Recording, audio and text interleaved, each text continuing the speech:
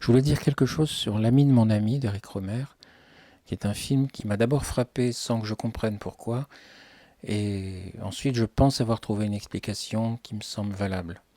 Donc j'ai vu le film. D'ailleurs c'est à l'époque où à peu près je découvrais Rohmer, fin de mon adolescence. Je sais pas ce que j'avais vu, j'avais dû voir Le Signe du Lion, Les Aventures de Renette et Mirabel. Et je pense qu'il y avait un festival à cette époque et j'ai vu des Rohmer anciens, les premiers contes moraux, les choses comme ça. Donc je commençais à m'habituer à lui et en même temps, pendant que je découvrais Rohmer, il continuait de tourner à un rythme assez soutenu. Les films continuaient de sortir, dont L'ami de mon ami, qui date de 87, je crois, et qui m'a vraiment émerveillé. Bon, parce que pour plein de raisons, mais il y a un aspect que je vais retenir, c'est que j'avais vraiment le sentiment.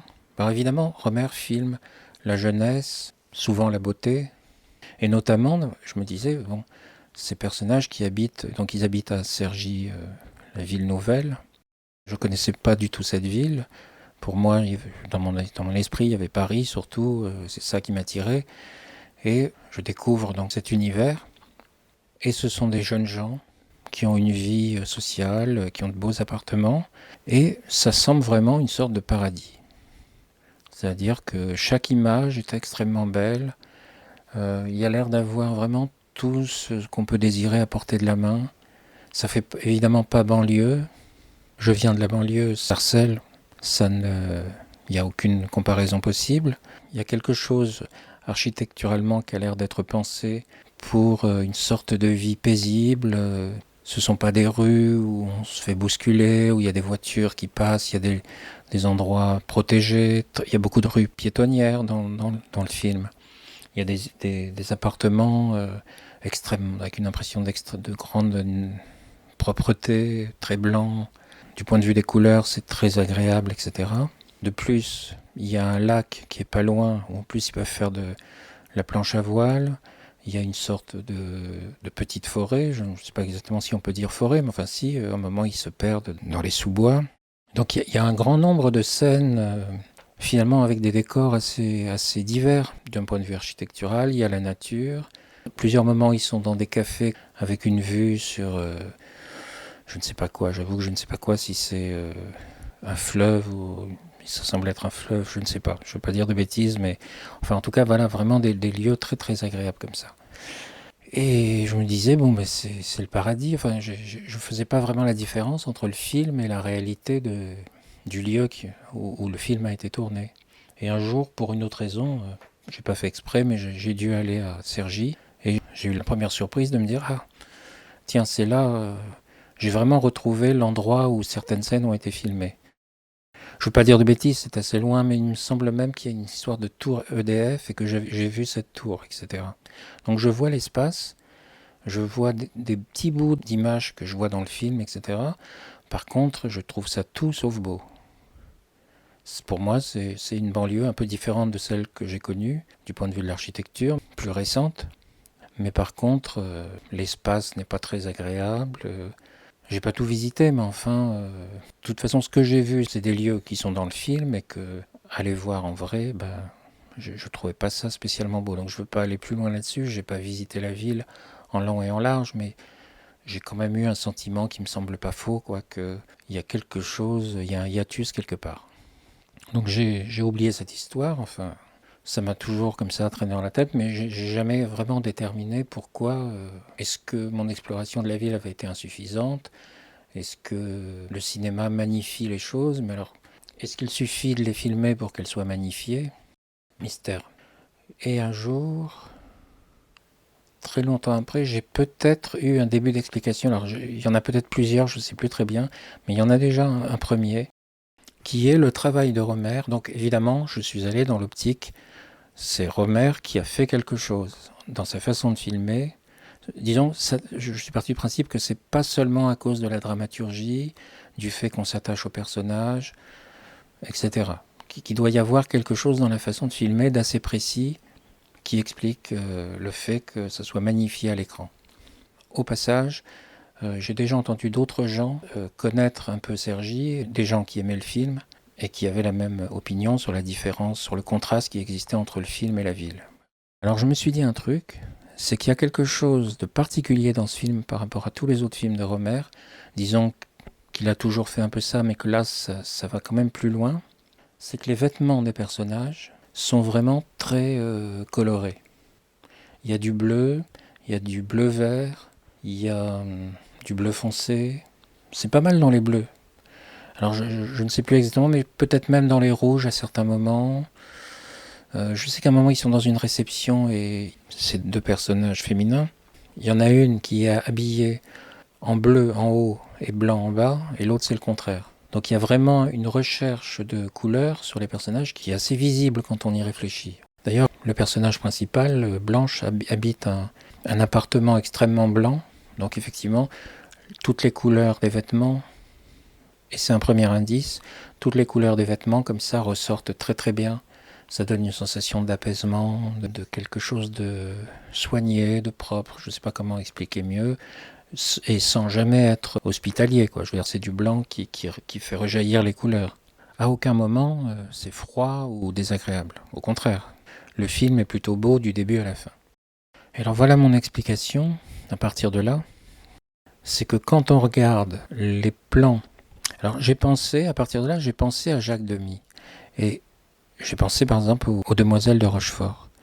Et je sais, j'ai vu un documentaire là-dessus, je sais que, puis on le voit à l'écran, on imagine bien, il s'est installé dans la ville et il a fait, d'une façon mesurée, mais quand même, il y a quand même pas mal de moyens, il a fait repeindre certains murs, par exemple, pour donner une impression d'enfance, de monde un peu plus gentil que le monde réel, de monde recréé. Et par exemple, il a fait repeindre en rose ou en bleu, globalement des couleurs pastel, des maisons, des façades, juste ce qu'il faut probablement pour que ça fasse un effet dans un certain nombre de plans, mais enfin voilà, il a peint des surfaces.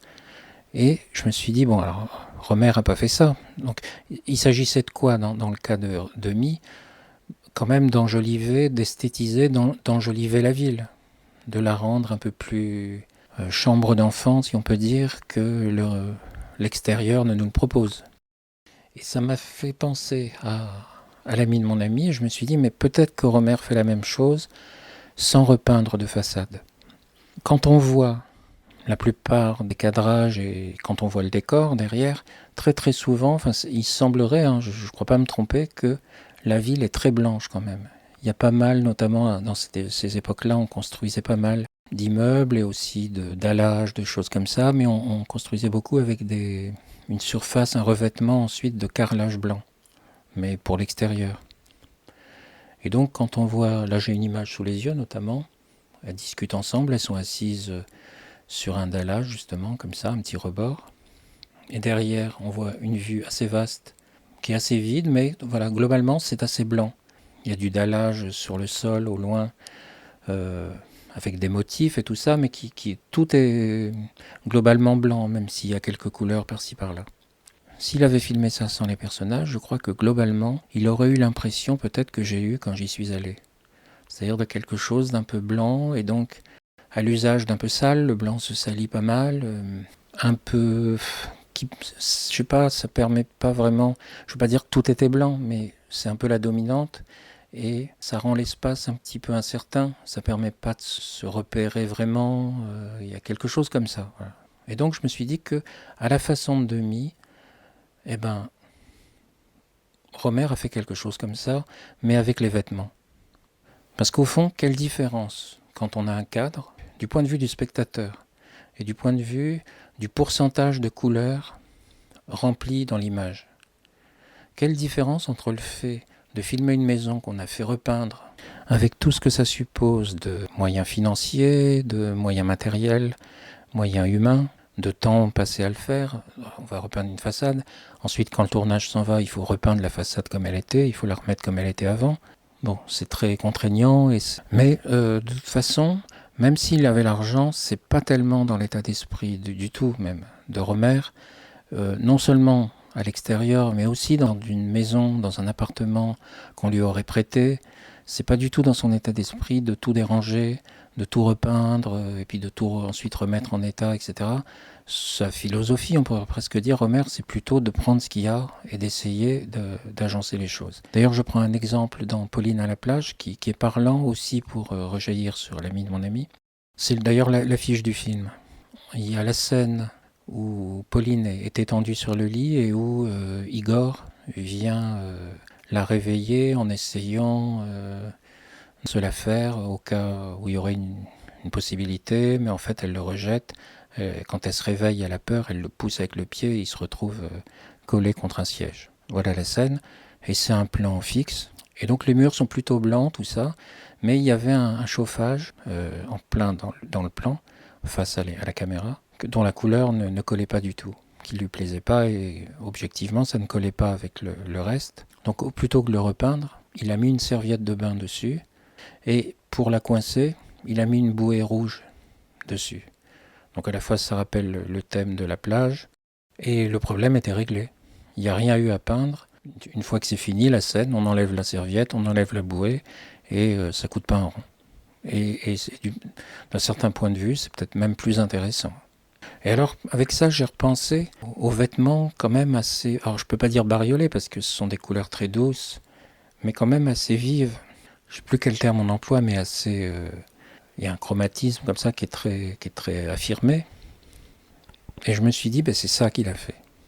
Il cadre un décor, où il envisage déjà de mettre les personnages, mais au lieu de faire repeindre, donc je vois l'image, au lieu de faire repeindre tout le mur qui est derrière, par exemple, au loin, pour donner de la couleur à son image et sortir de ce blanc qui serait très lassant et qui aurait très peu donné cette impression de petit paradis. D'ailleurs, on peut presque employer ce terme-là pour Demy aussi. Il essaye de créer un petit paradis. C'est une expression parlante, je trouve, esthétiquement, concernant ces deux films. C'est des conversations, donc il a tout le pouce à les filmer quand même en plan assez serré, à bonne distance, mais en plan assez serré. Par exemple, Blanche a un veston bleu, qui est assez grand d'ailleurs, un peu... C'est pas trop grand pour elle, mais c'est volontairement un peu grand comme ça. Eh bien, c'est la même chose. Peindre le mur du fond en bleu ou montrer dans l'image un personnage qui a une veste bleue, du point de vue du pourcentage de couleur dans l'image, au fond, c'est exactement pareil. Ce n'est pas la matière qui compte. Parfois, ça peut être la matière, ça dépend. Mais là, en l'occurrence, on va dire la couleur des deux vêtements, disons des vêtements des deux filles, qui sont côte à côte dans un décor qui est plutôt blanc intérieur, ça prend, je ne saurais pas dire, mais bien 45% de l'image. Donc ça équivaut au fait d'aller peindre 45% de l'image, avec tout ce que ça comporte. Il a systématisé l'histoire de la serviette de bain et de la bouée, mais dans toutes les scènes d'un film, en profitant du blanc au lieu de le subir. Le blanc de Sergi, qui pourrait être oppressant, gênant, rendre difficile le fait de trouver un bon équilibre avec les couleurs, et au contraire, il s'en est servi.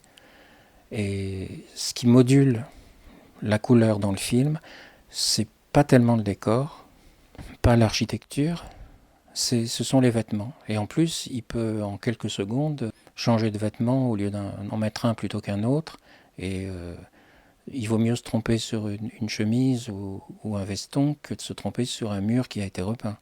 S'il faut tout changer au dernier moment. Et réellement, d'un point de vue équilibre des couleurs dans l'image, ça fonctionne merveilleusement bien. Il n'y a aucun besoin d'intervenir sur le décor. J'ai fait cette observation sans regarder le film. Je pense que depuis je ne l'ai pas revu. Je me sers de mes souvenirs, mais je ne crois pas m'avancer beaucoup en disant... Alors déjà, par exemple, tout ce qui se passe dans l'appartement de Blanche, dont justement les murs sont très blancs, c'est sûr que il équilibre les couleurs dans la pièce avec les vêtements. Évidemment, quelques éléments de décor, puisqu'il peut le faire à l'intérieur. Mais c'est vraiment... il y a vraiment beaucoup de blanc et il y a vraiment une opposition du blanc des murs avec les vêtements. C'est vraiment ça le principal. Et puis ça se propage à l'extérieur. Donc d'ailleurs, ce qui donne un sentiment d'union et d'unité très forte entre l'intérieur des appartements et l'extérieur des rues. On a une impression de cohérence très grande et donc on va dire de fluidité. Les appartements ne donnent pas l'impression d'être d'une nature différente de l'extérieur. Donc il y a une impression vraiment, encore une fois, de petit monde, de petit paradis, fait entièrement de la même nature. Donc on pourrait aller assez loin, à mon avis, en regardant encore plus en détail que je l'ai fait, essayer de voir jusqu'au bout comment tout ça se module, mais c'est ça le principal. Et d'ailleurs, je me souviens de scènes, toute la scène de la fin, par exemple. Les deux couples sont habillés avec des couleurs. Là, je ne me souviens plus, mais enfin, il y a un jeu de couleurs qui est symbolique aussi sur qui s'est mise avec qui. Je pense que ça doit être du vert et du bleu. La femme en bleu dans un couple, la femme en vert dans l'autre, et vice-versa. Ça doit être quelque chose comme ça. Il y a une harmonie, voilà, créée par le vêtement, et qu'il faut considérer pas comme un détail, parce que dans la vie, on considère le vêtement comme ça agrémente les choses, mais on ne se dit pas ça va changer le décor. Et bien au cinéma, si. À partir du moment où on a un cadre, et que dans ce cadre, on peut parler en termes de pourcentage pour les couleurs, 50% de bleu, 20% de blanc, ou le contraire, eh ben, on s'en fiche de savoir quelle est la matière. Ce qui compte, c'est la couleur. Et à mon avis, c'est comme ça qu'il a fait, pour donner à Sergi une impression de véritable paradis, quoi, de lieu extrêmement harmonieux. En rajoutant à ça qu'il y a le lieu où il y a le lac avec la forêt, et que donc ça peut être utilisable comme n'importe quel lac ou comme n'importe quelle forêt. Il a réussi à rendre Sergi extrêmement beau en limitant au maximum la part de Sergi dans l'image. Alors comme souvent dans les films de Romer, mais en l'occurrence c'est assez important dans ce film-là, Sergi n'existe pas en termes seulement d'image, de ce qu'on peut voir à l'image, mais aussi en termes de conversation. Les personnages discutent énormément de leur ville, de comment on y circule, comment on peut s'y croiser par hasard, comment, d'ailleurs les hasards aussi, des fois on les constate aussi. Souvent ils disent des choses et qu'on constate. Il y a un discours. Souvent les personnages de Romer évoquent leur environnement. Par rapport à tout autre cinéaste, ça c'est quelque chose de très très remarquable, je trouve. C'est assez rare que dans un film, les gens à ce point-là, qu'à ce point-là, dans les dialogues interviennent des considérations sur le lieu où ils sont, comment ils y vivent, tout ça, c'est très, je dirais pas systématique, mais c'est très important chez Romer. Et je trouve que ça a un effet très bénéfique. C'est pas juste une coquetterie, ça a un effet très bénéfique, c'est que ça accroît la capacité du spectateur à s'identifier au personnage. Pourquoi ? Parce que le décor dont il parle, c'est celui que nous voyons. Donc, ça nous unit immédiatement avec les personnages. Ils pourraient ne parler que de ce qu'ils ont en tête. Il y a énormément de films, mais c'est pas un défaut en soi. Mais disons que Romer l'utilise comme ça, souvent. Mais il y a énormément de films où les personnages peuvent déambuler pendant des heures dans des décors très différents, etc. Ils n'en diront jamais un mot. C'est un décor qui est fait pour le spectateur, d'une certaine façon. Eux, ils peuvent avoir un rapport physique avec ce décor, mais ils n'ont jamais de recul, jamais de point de vue critique, positif ou négatif. Et donc, nous savons, nous qui regardons le film, que nous sommes peut-être les seuls à nous intéresser au décor. Parce que au cinéma, l'espace, le décor, c'est quelque chose qui préoccupe beaucoup le spectateur. Ça a du sens, ça fait du sens dans le film. C'est pas pour rien que les cinéastes et les chefs-op prennent autant de temps pour faire une image plutôt qu'une autre. Choisir des ombres, choisir tel type de couleur, choisir une image très claire, ça participe au sens du film, c'est pas juste esthétique. Ça participe au sens de la dramaturgie, à l'identité des personnages, etc. Mais dans le cas de Romer, et disons qu'ils n'en parlent pas pendant des heures, mais ils en parlent régulièrement.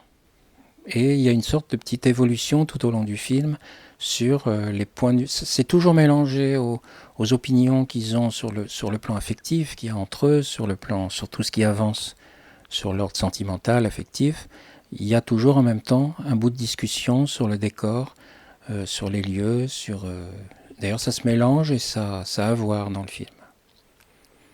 Si Blanche et je ne sais plus l'acteur c'est Éric Vieillard, s'ils se rencontrent plusieurs fois, ce qui leur permet de finalement finir par sortir ensemble au fond, c'est parce qu'ils ont constaté eux-mêmes que dans cette ville, quand on faisait ses courses comme ça dans le centre-ville, on pouvait croiser la même personne 4 fois, 5 fois de suite. Et ils en discutent, ils disent ça, et ça se produit effectivement. Et puis voilà, de différentes façons. Mais donc ça provoque un sentiment d'identification très très grande parce que ils ne parlent pas d'autre chose que nous voyons et nous ne voyons pas, j'exagère, on voit d'autres choses dont ils ne parlent pas, mais globalement, on voit la même chose, eux et nous. D'habitude au cinéma, le principe c'est quand même que les personnages sont inconscients de leur espace, sont inconscients parce que c'est pas nécessaire de le dire, parce que c'est évident, parce que le réalisateur n'y est pas sensible. Il peut très bien ne pas être très sensible à l'espace et au décor, parce qu'il lui donne une fonction explicative ou fonctionnelle dans la dramaturgie et que c'est pas l'affaire des personnages de s'en mêler. C'est une couche en plus, mais c'est pas mélangé avec les personnages sont censés avoir d'autres préoccupations. Bon, chez Rohmer, ça se mélange, ça s'additionne, et voilà, ça provoque une sensation d'appropriation de la part du spectateur, du décor, parce que ça se retrouve à la vision et dans les dialogues. Donc c'est ce mélange de deux choses dont j'ai parlé, donc la couleur qui est apportée par les vêtements et l'identification au décor et au personnage apporté par le discours sur le décor, qui finit par faire de la ville une sorte de petit paradis, comme je dis. Je ne sais pas comment dire autrement, je me répète, c'est un peu embêtant, mais je ne vois pas comment dire autrement. C'est la sensation que me provoque le film quand je le vois encore, de ville idéale, en quelque sorte, et qui me semble ne pas exister dans la réalité. De toute façon, même si c'est moins moche que ce que j'ai cru voir, ça ne peut pas être aussi beau que ce que Rohmer a filmé.